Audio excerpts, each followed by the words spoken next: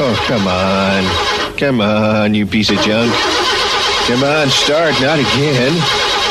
Oh, let's see if the radio still works. Yeah, well. And all that. Yeah, there's... Oh, that show Motor Mouse is on. And good morning and welcome to your Motor Mouse Show, your SLO County Car Talk show featuring Mr. Stop and Mr. Go. This is Jeff Spevack, Continental Motorworks, known as Mr. Go for the next hour.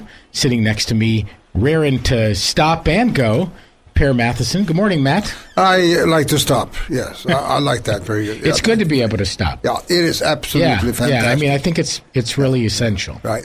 Yeah, so we talk about that on the show. We talk about stopping and going and driving and, you know, all kinds of car stuff. We're a live call-in car talk show called Motor Mouths. Yeah. And the way it works is you call us at 543-8830. That's 543-8830. Should you have anything you want to talk to us about, a car question, a car story, maybe a warning light on, maybe you've got a relationship issue that might relate to your car, we'll put you on the Motor Mouth couch. Pet peeve about other drivers on the road. Or if you want to touch off of some of our topics today, which are, we're going to talk about driving abroad. We're going to talk about the cost of insurance for different vehicles and teen drivers, and maybe we might get to overheating and trip checks. But what we really like is not to get to our topic. Our goal each show is to have you call us so we can talk with you. So 543-8830. Call your Motor Mouse. You know, I saw on the radio, on television this morning that Tesla came out with their first Model 3. And if you order one now, you will get one next year about this time. Yeah, it's about a year waiting list, huh?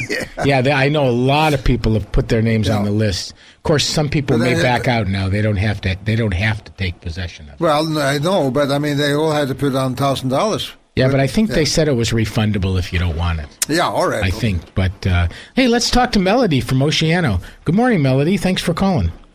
Good morning. How are you? We're great. How are you doing? Oh, pretty good, thank you. My van, not so. Well, tell us about it. Okay, I have a 1988 Ford E150, six-cylinder straight, and I took it into the shop in Los Angeles to have, it has a vacuum problem, and I had asked around.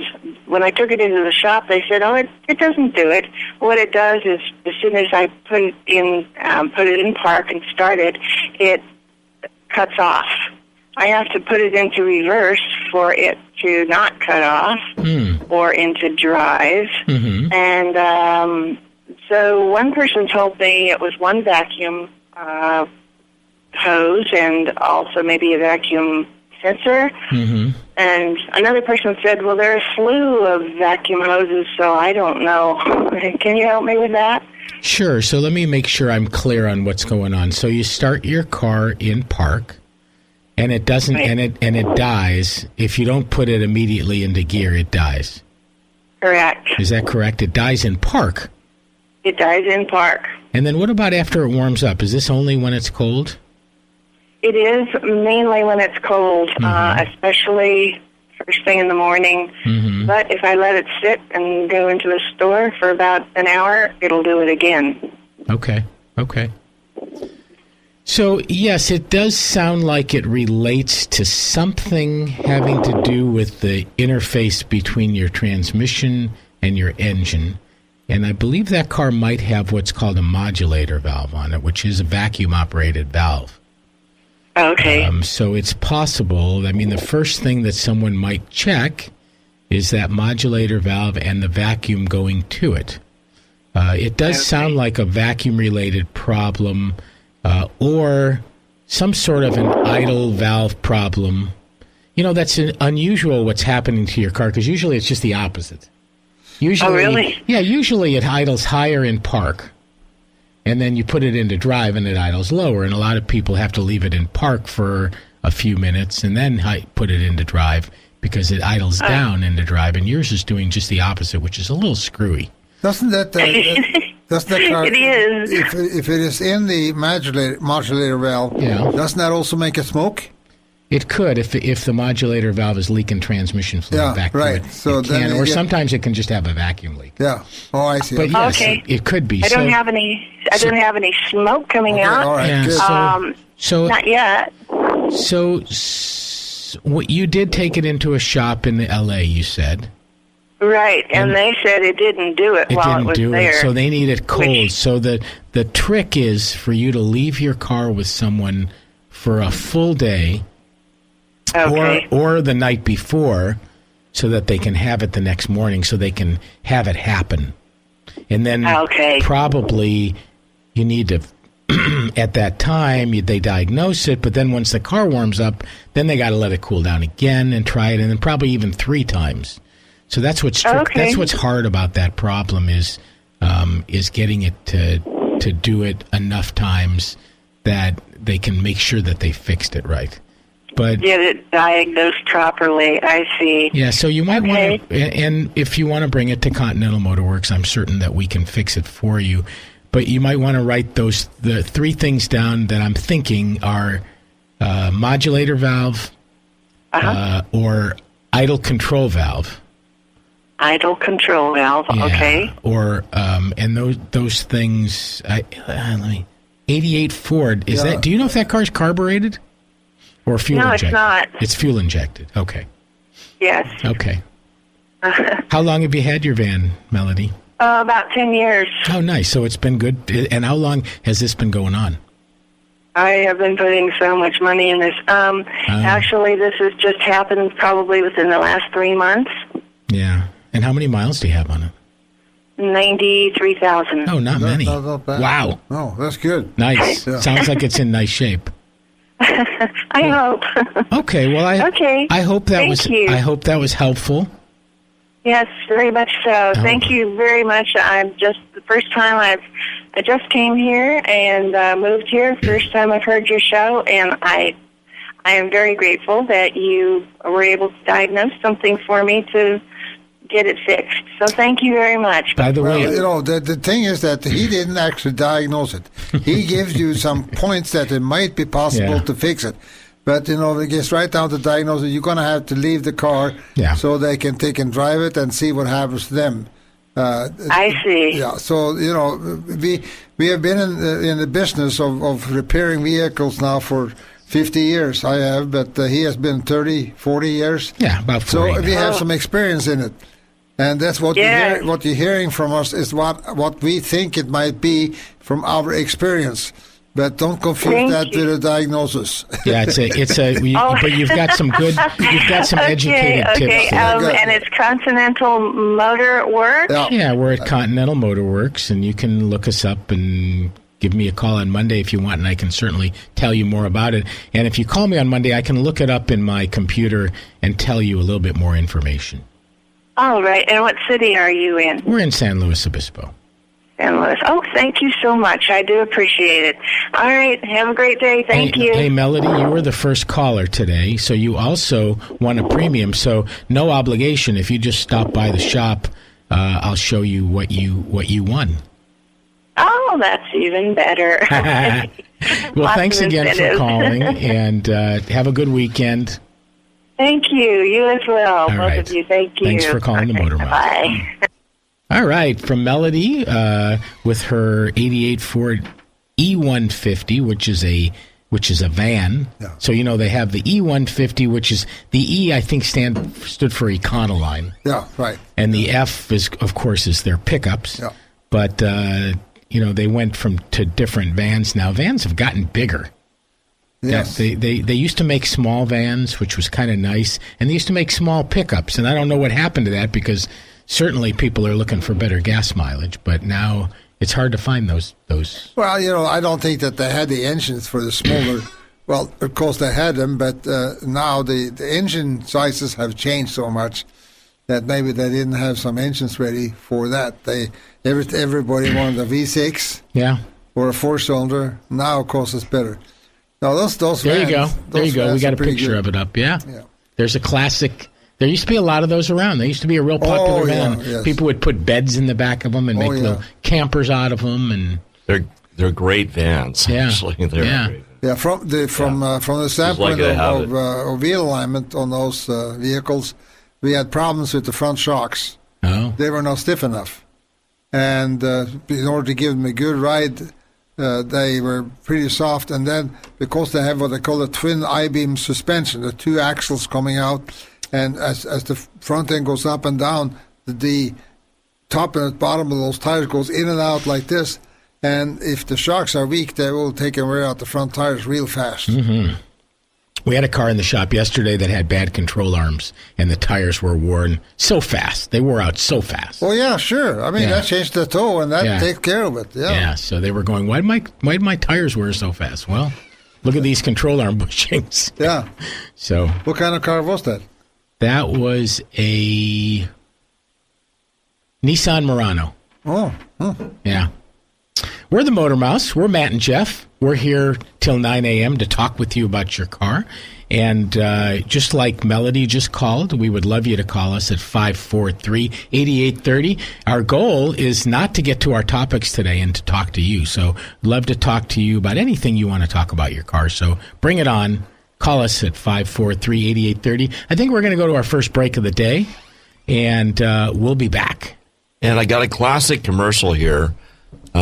This one actually you see her, but you don't hear her, but Late Fair Fawcett's in this. And it's for the 1975 Mercury Cougar. It's restful, it's civilized, it's challenging, it's serene. Cougar, Mercury Cougar XR7, an uncommonly luxurious breed of personal car for 75. Just as unique in its own class as Continental Mark IV, with the rich feel of glove-soft vinyl on deeply padded bucket seats, with a full array of instruments clustered for easy viewing. Luxury features have become a tradition with Cougar, with optional moonroof, sure-footed steel-belted radio tires that ride on radio-tuned suspension, poised opera window, bold classic grille. Mercury Cougar XR7. It's like nobody else's car. Cougar. At the sign of the captain. Hi, this is Jeff Spevack, Motormouth co-host and owner of Continental Motorworks. What can you expect here at Continental? We will treat you and your car with care and respect and gratitude. We will bend over backwards to earn your trust. You will fully understand what we are doing on your car and know how much it will cost before we do the work. You will always get value, a fair exchange. You work hard for your money. We believe we should work smarter and harder for what you pay us for. Now in our 36th year, we fix it all. Cars, trucks, SUVs, and hybrids. Call Jeff at Continental Motorworks at 541-1464. Mention this ad and receive 10% off labor. Here's some inside information to get your gas mileage back. Inside your engine, carbon builds up, clogging the injectors and combustion area. If you want your fuel system cleaned in just one tank of fuel, use what the inside car guys use most. It's called BG44K. In fact, service managers use it almost 3-to-1 over any other fuel system cleaner. To find a shop with BG products, go to bgfindashop.com. That's bgfindashop.com. BG. When it's time to service your car, or a warning light is starting to glow, go see the pros at Absolute Auto. At the corner of Sacramento and Capitolio. Having a problem with the brakes or the steering down below? Or an alignment to adjust the tow? Computer systems, they do know. Call 543-8737 to reach Absolute Auto.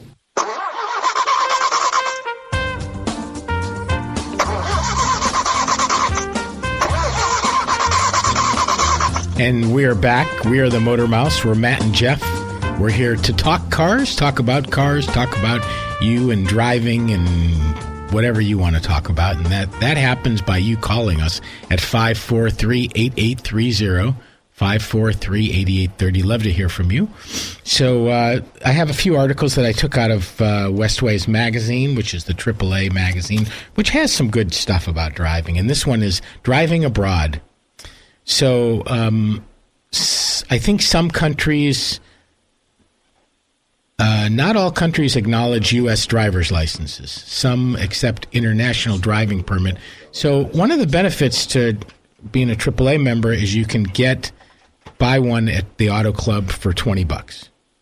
Valid for 1 year, and IDP, that's an international driving permit, an official translation of the U.S. driver's license into 11 languages.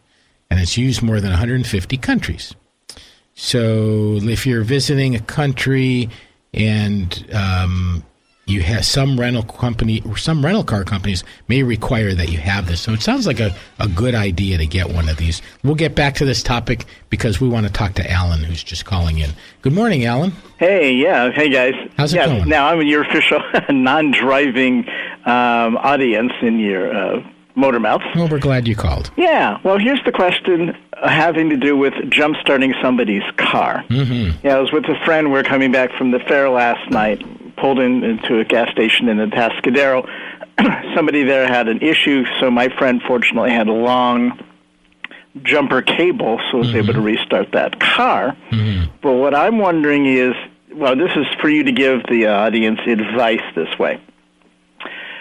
What kind of cables, the car that's going to do the jumping, should it be on or off when you're attaching the cables, things like that?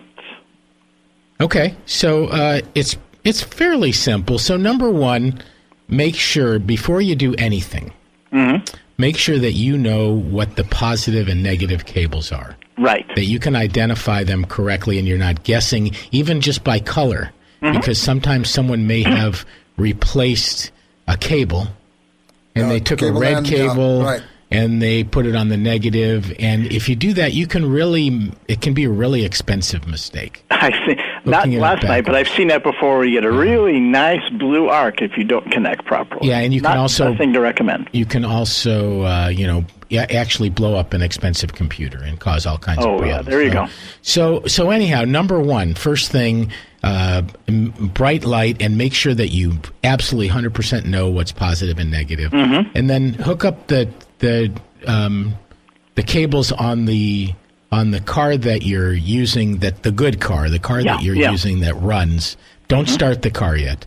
Just hook it up to that car, and then hook it up to the other car, and then start the car that is the car, obviously, that starts. Yeah. And then you should be able to start the other car if everything is hooked up good. Make sure you got good connections, that you get those battery cables on there as good as you can. Get a good connection going. And I would think you want to have good, clean terminals. Yeah, so that's one of the big things. One of the reasons that batteries go dead are lack of maintenance. So either the battery's old, or just as you mentioned, sometimes the battery cable ends come loose, or they break, or they get corroded. And usually when they get corroded, it means that battery's on its way out because it's starting to leak acid through the body. I was going to say, that's sulfuric acid. You don't want to play with that stuff. Yeah, although sometimes it's just because somebody put a cheap cable end on it. So one of the things that we don't like is those bolt-on cable ends. We like to see the kind that has that you can actually make with a shrink wrap around it, so that it's like a professional cable end and it doesn't have that voltage drop, that amperage drop. You know, one thing that we teaching the new students, we teach them a little bit different, and that is that we don't tell them to put up. Number one, we hook up the cables to the car that we're going to start first, and we don't hook both cables to the battery. You put one battery, the positive to the battery, and a negative to the ground on the car. And the same thing on the car that you are starting from, that we don't take and put the both on the cable. The reason that we don't cables on the battery, because we don't want to spark there. Right. And in no circumstance. And we are, if possible, don't start the car that is starting the other car, because it could take and burn out your generator or alternator. Ah. Yeah. So that is how we do it. I mean, that's in the way they want to do it in the school. Yeah. Yeah. So, one of the tricky parts is if you don't know what you're doing, finding a ground. The ground, that is other than the battery can be difficult for people. Yeah. And sometimes they end up getting it in a belt or something that turns or something like that. So, but that is a more the way the book tells you to do it, and probably a safer way to do it. Also, you want to have glasses on, you want to have eye protection on. Oh, yes. And you want to kind of stay away from it when you're starting it. So, but those things all tend to work. I see a lot of people do it successfully, but then we have cars towed in that have been done unsuccessfully. Yes, right. And people don't usually admit it. Right. I hooked up my cables backwards. It's good. Or somebody else did this for me. Yeah, right. Exactly. Yeah. It's the other person. And in terms of rating, the cables themselves, I guess they vary quite a bit with how good they are, because if they're pretty flimsy, they may not be able to handle the amperage. So are they rated by the amperage they can actually carry? I don't think I've ever seen that. I don't know. There might be a rating, but I'm not aware of it. No. But yes, if you're going to buy a set of jumper cables, I actually recommend. It's safer to use the jumper box. So if you're going to go get a really good set of jumper cables, you're going to spend the same amount of money probably on one of these jumper boxes, a good one, for about $120, anywhere from $75 to $125. You can buy a good jumper box. So the jumper box has its own battery. Is that what that is? So you don't have to jump to another car. Oh, nice. It makes it a lot simpler. It makes it less possible to ruin something on one of the cars.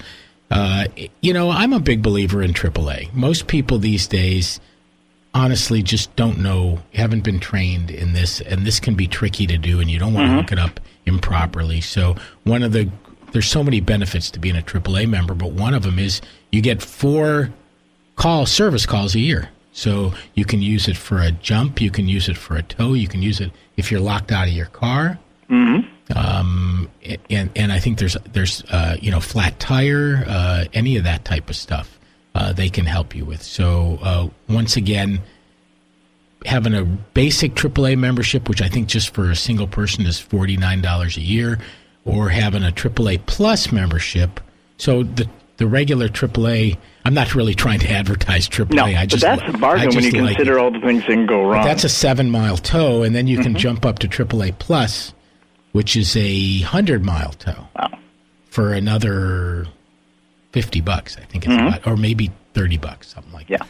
Now, another thing too, all these modern cars, they have so much electronics, and you get a battery search by starting a vehicle, by going from a dead battery to a fresh battery, that it could cause problems with all the computers aboard. Better off to use a jumper box or AAA. Yeah.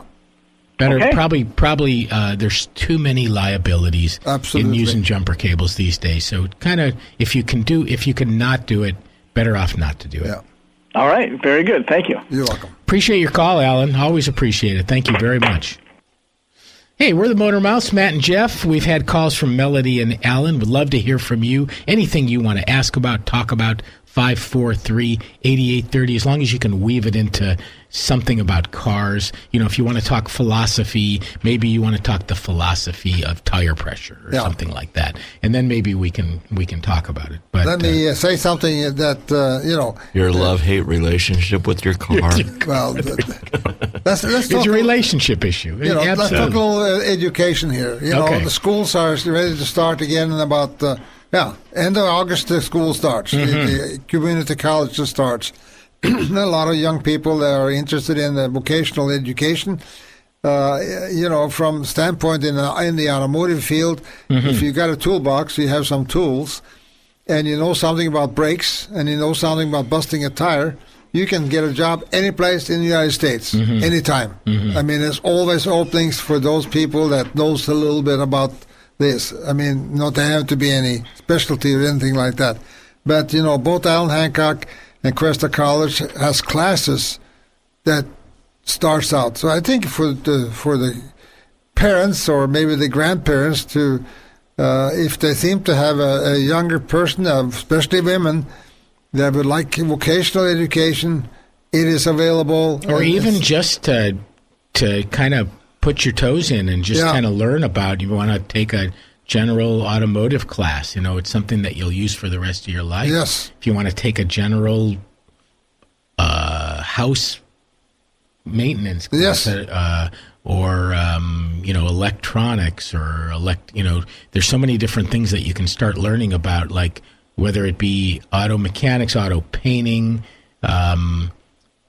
construction, electrician, welding. Oh yeah, all of these things. Well, house building. Cuesta College had construction and electrical in the house, stuff like that. So there's lots of things to take a look at. You can go online and see all the different classes that are offered, and it's so practical. And if you find that you have a person that is not that interested in going to school, now he goes to Cuesta College or goes to Allen Hancock College, and he starts out maybe in the vocational. Now he gets lighten up. He said, "Oh, this is interesting. I didn't know about this, and I think I'd like to go more." I mean, there's no better way than to go further into higher education. If you have 2 years of community college, you have taken the 2 first years of regular college out of the way, and you have getting used to the way they study and the way they do their things, and then you are more mature, and then you go to college.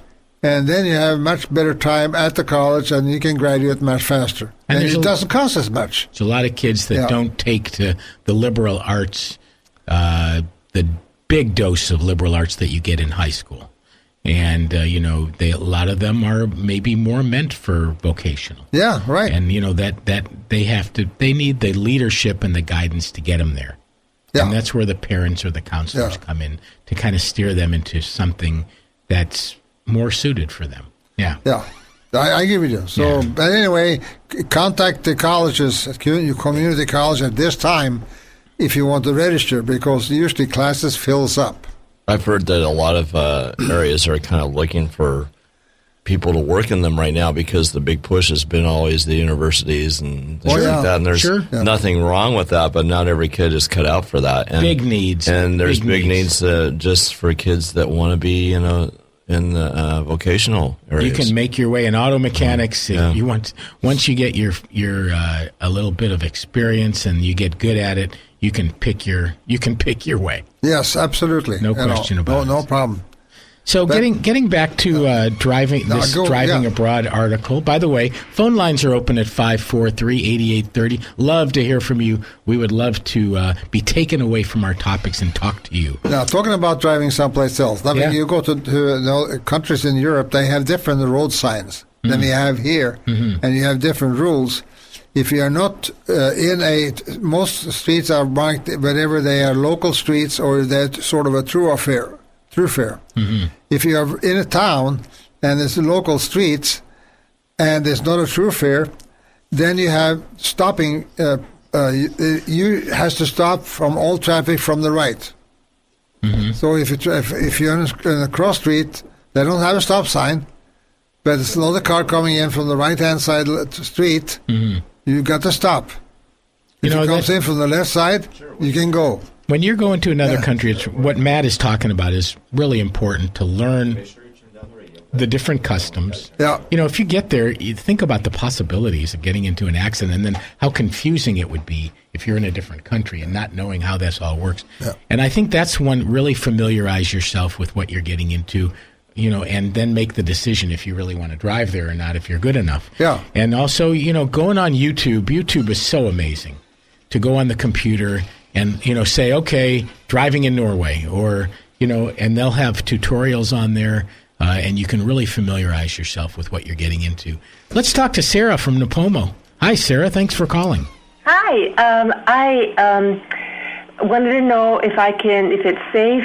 I've been checking on YouTube, but is it safe for me to change my own brake fluid? It's really dirty, and it looks like it's really easy just to siphon it out and replace it. Is that safe to do? Well, let's talk a little bit about, so let's first start, tell me the year and model of your car. It's a 2006 Chevy Avail.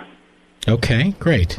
And what have you done on cars? What have you changed oil and filter?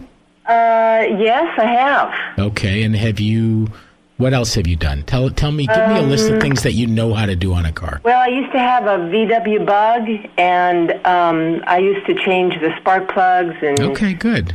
Adjust the valves? I did that. It's interesting that you mentioned this class. I took a class in it. Uh-huh. But the thing that's got me concerned about the brake fluid, and I do things like I always, check the oil and. But this car is really just a little simple car like the VW Bug. But the thing that's got me concerned is that it says if I spill any of the brake fluid, I might injure part of the, something under. Yeah, you could injure a lot of things. Tell her about brake fluid. Well, that will eat up paint. That's a good paint remover. Now, the thing is, can you get the car up in the air, or can you get underneath the car? Well, it doesn't. No, okay, no, I so can't. It doesn't look like I would. Do I need to do that to change the brake fluid? Yes, because the brake fluid, you need to take and empty out the brake fluid that's in the system that goes into the brake calipers or brake wheel cylinders. So you need to get underneath the car. So you better off letting somebody else do it. And as I said, you get some brake fluid on the paint. It might take the paint off. I think it's admirable that you want to do this, Sarah. Right. And I think I could talk you through it a little bit. But let me ask you a few other questions. How many miles do you have on your car? 90. Okay. Yeah, that's good. So we recommend every 60,000 miles or about every 6 years to change the following fluids. The coolant, it's in your radiator, the brake fluid, the transmission fluid, and the power steering fluid. So you have 4 fluids that you want to change if they haven't been changed. Brake fluid being one of them. Probably the transmission fluid being the most important. Oh, okay. So if you want to change your brake fluid, then I think number one, you want to just see. So if you're just sucking the fluid out of the reservoir and you're putting new fluid in, you're only changing the fluid that's in the reservoir, and then you're still going to have that old fluid in the lines and in the calipers and in the cylinders and stuff like that. So you are changing some of the fluid, which is okay, but you're not doing 100% brake fluid change, which is really what we want you to do. If you want to do it, then I think it is something you probably could do, but what you would want is, number one, you'd want a glass, you'd want to have a turkey baster, okay, that you're going to use for the brake fluid. Okay. You'd want to make sure that you're wearing gloves and eye protection. Okay. You want the fluid that you suck out of there, you want to put it in a glass bottle, like a Coke bottle or something like that, and then you want to be able to dispose of it the same way you would dispose of engine oil. Okay, that doesn't go down the drain. It goes to a recycling yard, and then you want to buy a vacuum kit. You want to buy a bleeder kit that you can probably buy online in order to change your brake fluid, which might cost you $50 to $100. Okay, well, that explains why it costs $500 to get it done. No, it doesn't cost $500. Oh, you guys don't charge $500? No, about $140 to change your brake fluid, to do a complete brake fluid exchange. Okay, well, I was quoted about $500. No, that would be to change all your fluids. No, it was just for the brake fluid from the dealership. Yeah, somebody's way off. Yeah, I agree with you. Yeah, that's what was making me think. And I just had the coolant done for about 80. So. Yeah, either give Jason a call at Absolute Auto or give Jeff a call at Continental Motor Works. Okay. And we can take care of you very reasonably for all of the fluids. And strongly, the absolute best preventative maintenance that we do is changing these 4 fluids over the life of the car to keep a car going for 15 years, 200,000 miles. If you change these fluids at 60,000, it keeps you from having these big expenses. Yeah. So it's just such a huge thing to do. Can you repeat? You said coolant, transmission, brake, and what was the fourth one? The big 4: coolant, transmission fluid, brake fluid, and power steering fluid. Oh, power steering. Now, a lot of new cars don't have power steering. I don't have power steering. I think you do. I think on an 06 you do. If your car was a 2016, you wouldn't. Okay. But I think on an 06, you do, unless if that car's so small that it has manual steering. But I would doubt it. It's an Aveo, A-V-E-O? Uh-huh. Okay, maybe it doesn't have... Is it possible that it's got manual steering? I guess it doesn't have anything doesn't have anything electric on it. No electric. It's got roll-down windows. Yeah, okay. I didn't get anything... It's possible that it doesn't have power steering. Okay. It's possible. But Matt and I think it does. Yeah. Okay. Yeah, but Sarah, good for you for doing these things and learning how to do them. And I'm not trying to discourage you from doing it. If you want to do it, just get the right stuff and do it right. Okay, thank you so much. I really appreciate your help. Great show. And we appreciate you calling. And if you do, call us back later and let us know what you did. Okay, thanks. Now, if you can get underneath the car, then you can hook up the bleeder to the bleeder valve screws on the calipers and on the wheel cylinder, and you can suck the fluid. Boy, others, what we do, we suck the fluid through the system. That's how we bleed the system. And you got to have a little special vacuum tool. Yeah, you have to have a vacuum pump. Yeah. Well, for 140, you talked me into it. So good, very good, very good. Okay, thank you. Thanks, Sarah. Bye. Thanks a lot for calling. Have a good weekend. All right, I guess it's probably time for our second break. Okay, fine. We'll take a second break. And then we'll get back and talk a little bit about brake fluid, because brake fluid's pretty interesting stuff and pretty important. So we're the Motor Mouse. We're Matt and Jeff. We're here till 9 a.m. to talk with you about your car. We've talked to Melody and Alan and Sarah. We would love for you to call us at 543-8830. We'll talk to you in a few. You got a classic commercial here. This is one of our absolute favorites here. This is going back to 1975 with Ricardo Montalban. Oh, the Montalban. Fine Corinthian leather. Yeah, 1975 Chrysler Cordoba TV commercial. I know my own needs, and what I need from an automobile, I know I get from this new Cordoba. I could ask for nothing beyond the quality of Cordoba's workmanship, the tastefulness of its appearance. I request nothing beyond the thickly cushioned luxury of seats available even in soft Corinthian leather. Yet it is on the highway where Cordoba best answers my demands.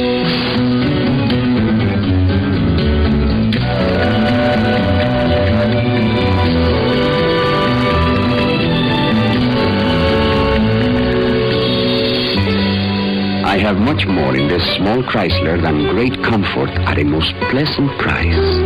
I have great confidence, for which there can be no price. In Cordoba, I have what I need. When it's time to service your car, or a warning light is starting to glow, go see the pros at Absolute Auto. At the corner of Sacramento and Capitolio. Having a problem with the brakes or the steering down below? Or an alignment to adjust the tow? Computer systems, they do know. Call 543-8737 to reach Absolute Auto. Your car's fuel economy was never better than when it was new. But time and miles have robbed your car of its MPG and performance. Service managers recommend BG44K to remove carbon and restore mileage in just one tank of fuel. In fact, dealerships nationwide use BG44K almost 3-to-1 over any other product.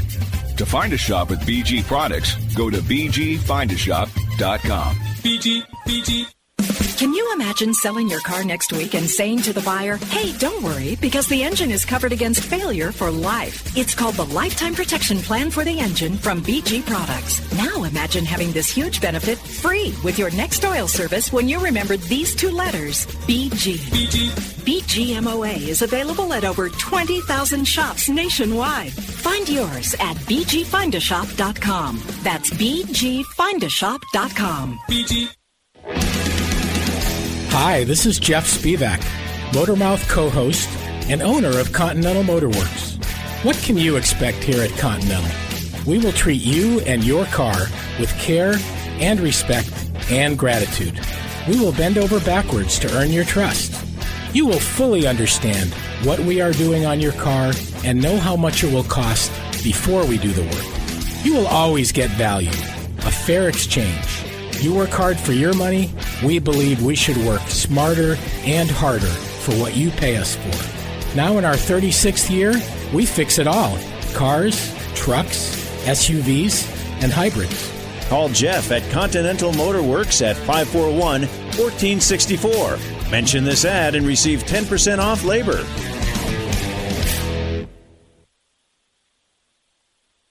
Hey, little Cobra, don't you know you're gonna shut them down? I took my Cobra down the track, hitched to the back of my Cadillac. Everyone was there just to wait for me. There were plenty of Stingrays and XKs. Plenty of Stingrays and XKEs. Okay, and we're back. We're the Motor Mouse, Matt and Jeff. We're here till 9 a.m. this morning to talk with you about your car. And the way that works is you give us a call at 543-8830. We're just talking to Sarah in Napomo about she's considering changing her brake fluid, and Matt and I were talking a little bit about it. And if you rate the things you can do on your car, let's say maybe the easiest thing to do would be to check your oil, and maybe the next easiest thing to do would be maybe to change your oil and filter, and then but brake fluid is probably 3 more things down the list as far as different level of difficulty. Yes. And also the possibility of getting brake fluid on something, or if you don't have the right equipment, you're going to try to bleed them and the thing's going to slip off of the bleeder and you're going to get brake fluid in your face, which is not good. It's really an acquired skill, and the very first time you do it, you're probably going to spill some brake fluid. Yeah, and you should have the car up in the air, so at least you can get a creeper underneath the car to do it. And we find that sometimes if you use the brake pedal while you're doing this, sometimes you'll suck air in. Yeah, and now you have to bleed the brake. You need special tools, and you need bleeder wrenches. Yeah. Yeah, special wrenches. You could possibly strip or break a bleeder. Probably something you leave to the professionals. Yeah. I mean, I'm not trying to discourage people from working on cars. I think it's great if you want to, but maybe there's other things you could do easier.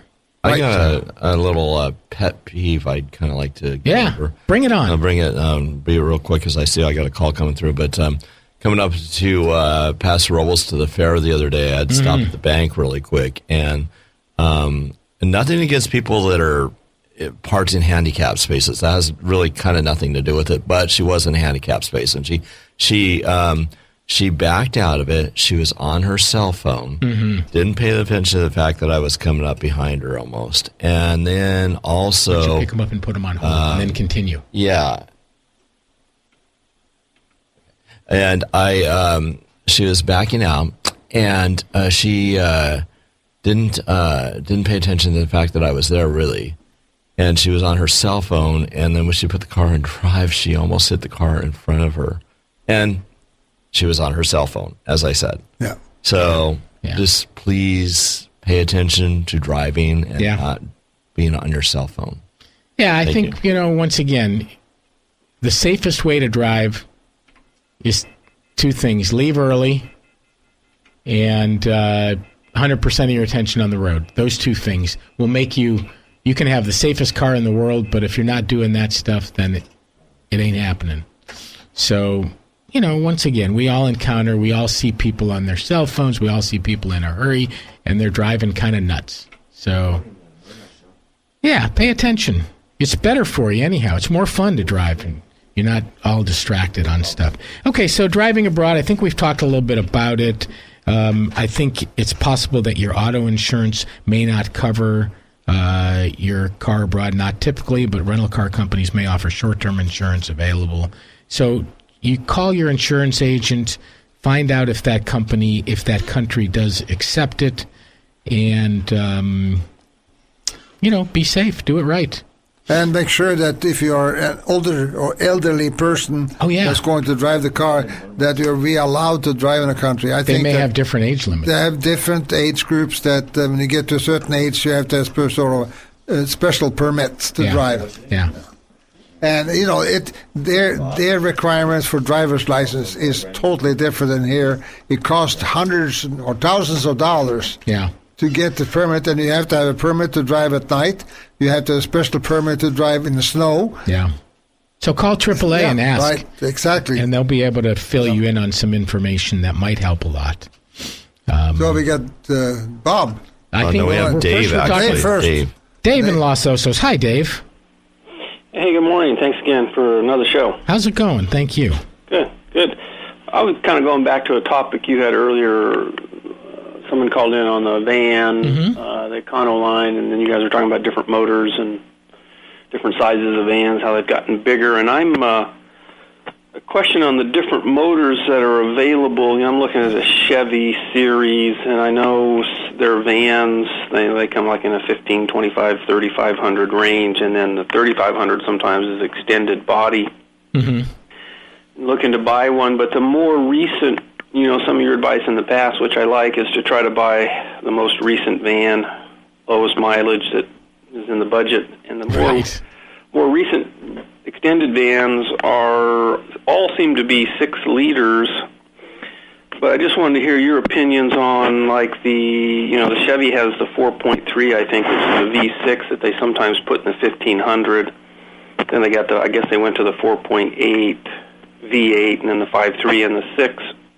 And you had a guest host, it might have been Jason, this was weeks or months ago, and he seems to like the 5.3, but really disliked the 6, and you know, if the consensus is the 6 is to be avoided, then I guess that rules out the... Well, I think, you know, part of it might be to start with what you need. Now, do you know the difference between a 1500 is a half-ton, a 2500 is a three-quarter ton, and a 3500 is a 1-ton. And there's a big difference in weight and fuel economy and all of those things. And so if you don't need a three-quarter ton or a 1-ton, don't get them. Yeah, because it's too much. It's too much truck. It's too much van, and you're going to sacrifice gas mileage. It's going to be heavier, and you know all of that. So, so if you're, what are you doing with it? It's going to be a camper van, and one of the reasons I like the 3500 extended is you just get an extra 2 feet of interior space, and I kind of like the 1-ton transmission. That I owned one. I owned a 2000. That was actually a little camper van. It had the 5.7 with a 1-ton transmission. So you're going to convert it? Yeah. You're going to build it up. Conversion. So do you... Just a wind drag on a bigger vehicle is going to say that it needs a bigger engine. Yeah. So, I mean, I don't think that the smaller engines definitely would give you so much better gas mileage than the bigger engine, in that the smaller engine would have to work harder. Yeah. And I kind of, you know, the tried and true engine is the 5.3. Okay. That's the one that's been a successful GM engine, and it still is. Okay. So that one's been the one engine that's kind of a great combination of the power and economy. So I agree with Jason on that. But they're going to the 6-liter, and the new technology is probably going toward the 6-liter. Okay. So that's not a bad thing. Okay. So... You know, I think that as, you know, find out, number one, figure out your needs, figure out maybe the smallest van that still would accommodate your needs. But it sounds like you already want the 3500. Well, yeah. But if I think I want to avoid it, because I think the 5.3 will offer all the power I need. It's not going to be hardly any weight in there. It's going to be a very lightweight conversion. Yeah. So it's just... You know, if I can find the 5.3, I'm probably going to avoid the 6, so I may just have to live with the standard length body. Well, you know, the other thing you should consider, too, if you're going to use it as a traveling van, the suspension on a 1-ton is much harder than on a 3/4 ton or a half-ton. So, you know, for the comfort of driving, you might think about getting a lighter vehicle. Okay. Yeah. That's good advice. Okay. Well, Dave, thank great. you. Thanks again, guys. I hope that helped. helped. Thank you for calling. Have a great weekend. Let's go from Dave in Los Osos to Bob in AG. Hi, Bob. Thanks for holding. How are you? Bob, turn down the radio, please. I'm walking away from it. Okay, yeah. We need you Bob, away from the radio, please. How can we help you? You were talking about driver's license renewal for older people last week, and I don't think I heard it all. I'd kind of come and go. And was there someone that said that you needed to take a driving test at a certain age? Well, I think I don't know. I'm at that age that I think that next time they're going to renew my license, they might want me to take a test. I think it depends on what kind of record you have. You know, if you had any accidents. Also, how well do you see, and so forth. And I haven't had taken a test now for many years. I never had any problems. But I talked last Saturday. We talked to the driver teaching guy. That's right. And I think what I will do before I go up for needing the license is to go for a ride with him, or buy an hour or buy a couple of hours, and have him take me out and let me drive, and he can point out whatever I do wrong and so forth. Just not only that, to make me feel better about it. Mm-hmm. I drive well. I haven't had as I said, I have had no accidents, and I no tickets. A lot of times it has to do with, eyesight and reaction time. Absolutely, and yes. That you still have it all there. And, I've seen one 90-year-old that's amazing and another one that shouldn't be driving. Yeah. So why do you ask, Bob? Well, because I noticed when I hit 70, they asked me to take ordered me to take a written test. Really? Oh, yeah. Written test. Oh, yeah. I've done that. That's no problem. 70. Yeah. Okay. Yeah. So that's behind me now, and and the renewal date is just. Well, I'm 85, so. Yeah. Well, that's distant memory for you, but. Yeah. But I was just wondering if there's a point in time. But I guess if you like I remember Per said that he had not received a ticket in decades, and I fall into that same category. Yeah, right. I think if you behave yourself. Right. Keep your wits about you. Yeah, it'd be interesting to research that law and find out exactly what the DMV is doing on that. But it's a good point. We should do a show just on elderly driving. We should try to get somebody from DMV here. Yeah. I've asked them. They don't want to come on. They can't. Oh. They got to sign off. They got to have legal, They won't come on. So well, thank you, Bob. Appreciate your call and your question. Have a good weekend. All right. Well, we want to thank our callers. We had Melody calling about her van, Alan in SLO calling about jumping batteries, Sarah in Napomo talking about changing brake fluid, Dave from Los Osos talking about what kind of van he should buy, and Bob from AG talking about elderly driving and perhaps having to being required to take a test at some point in time. And we'll do a little more research on that. So we want to thank, of course, our sponsors, BG Products. You can look them up at bgfindashop.com, and such great products as 44K and synthetic transmission fluids and gear oils. Absolute Auto, you can go talk to Jason and Charlotte at the corner of Capitolio and Sacramento. Great local and professional automotive service and repairs.